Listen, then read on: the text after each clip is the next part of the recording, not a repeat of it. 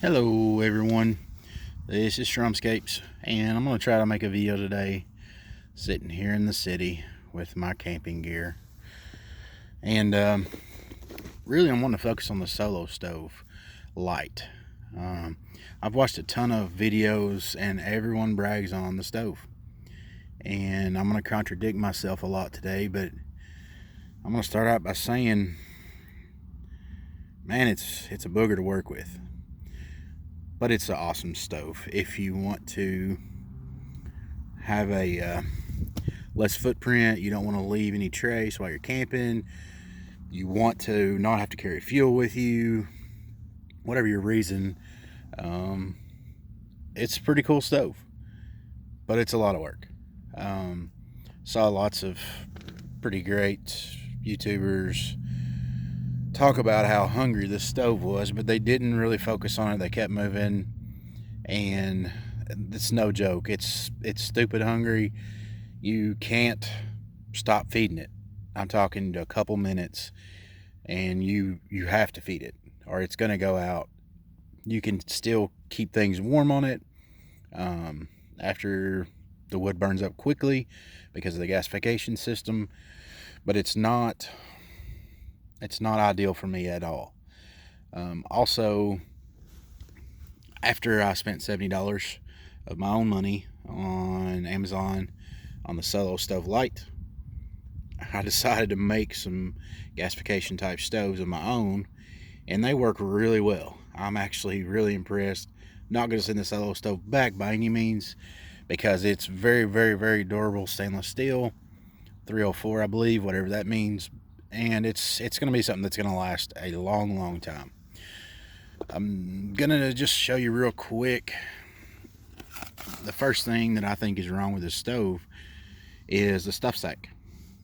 It literally needs to be a ½ inch bigger. I'm going to try to take it out with one hand.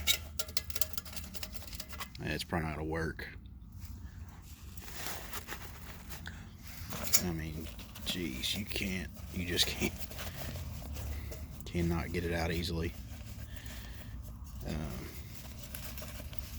Second thing I've noticed is the zip cord, the pull cord, is on the inside, and it will catch every single time on the stove as I try to pull it out, and it has so far caught every time. Awesome little stove, packs away. There's 1,000 videos on this stove. I'm not telling you anything new about the design or the materials or size, but this thing is so hungry that it's not something that I'm going to take with me and be my only system. It's going to be a backup system. This pot fits wonderfully in the 1100 mil Toaks pot with bell handle and lid, so you don't have to have the pan on top. It fits really good in my Toaks 1100 pot with just the lid only, and I can put my Pocket Rocket 2 inside here as well, and ferro rod and striker, cover that up. Then I've got a 550 Toaks cup that I stack on top, and that will be my my fuel can is in the Toaks cup, and those two items are two ways that I can sustain life, build fires, cook food, boil water, all that fun stuff. As a side note, I wanted to show the Tomshoo Woodgas stove. And this thing is absolutely awesome. I bought it before I bought the Solo, and it's a little bigger for sure, wider footprint. Can't put it in the 1100 pot or anything that I have other than a 775 MSR stowaway pot, or Alpine stowaway pot, also known as a Seagull pot. It fits in the 775 really well. It actually gives you more room to, I've used it quite a bit,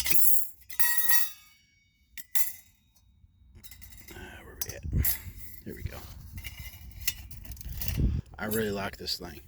And you can use it this way for wood, or you can flip it over and put a Trangia or Solo alcohol stove in there. But I absolutely love this $20 option versus the Solo stove. Now it's bigger, car camping and stuff, it would be absolutely amazing. Of course, the Solo Stove Titan probably would be too, but you're talking a lot of money for any of the Solo Stove products versus $20 to $24 on Amazon for the Tomshoo. Also, the Tomshoo versus the Woohoo or whatever it is. The Woohoo has little stands that fold out, and it's full across here, so you can't really feed it with a pot on top. So I love this Tomshoo version, and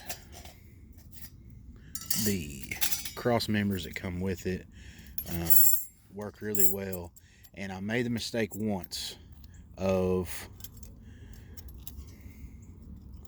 trying to put these on after I had my fire started.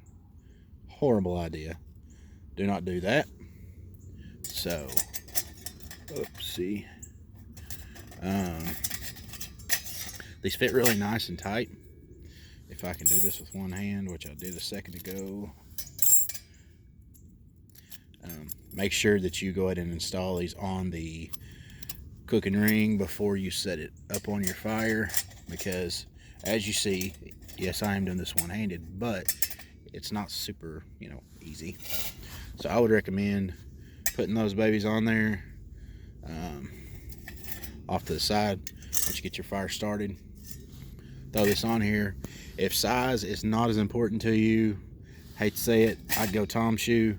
If size is important, hey, great product here. I've heard people say it's made in the USA. It's not made in the USA. It's a Texas-based company, which is great, but they're, I don't know what to say, being greedy or being smart. They're sending all the manufacturing process over to China, and reaping the benefits. And hey, whatever. A lot of people will not buy from China. A lot of people won't buy anything but the cheapest. I don't know. So, American company, Chinese product. Hard to use. You better have tons of tinder, small sticks just piled up beside you and ready just to literally keep feeding it. And it's so efficient, and it's afterburn and everything. Efficient's really not the word. I've heard people say it. It's burns so hot, so well, that it actually eats up your fuel super fast. I'm talking minutes.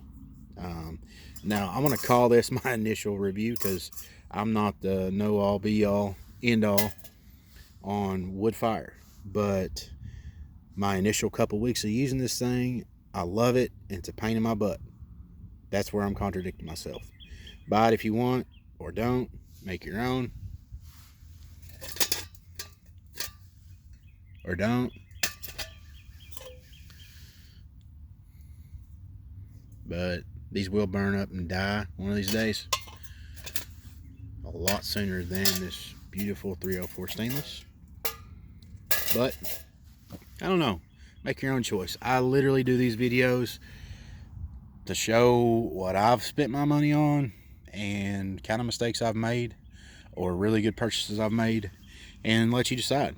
Because being outside is fun, it's a blessing, it's awesome, and it's usually healthy unless Corona's going around. So, anyway, God bless. Come back and see me. Merry Christmas.